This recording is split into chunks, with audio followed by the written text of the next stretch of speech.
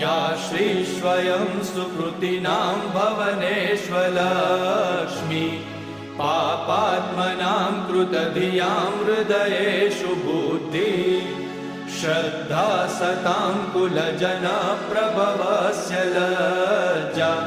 तां त्वां नतास्म परिपालय देवि विश्वम् किं वर्णयाम तव रूपमचिन्त्यमेतत्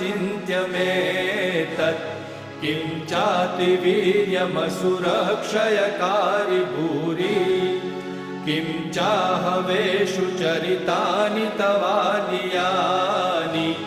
सर्वेषु देवसुरदेवगणादिकेषु हेतु समस्तजगतां त्रिगुणापि दोषे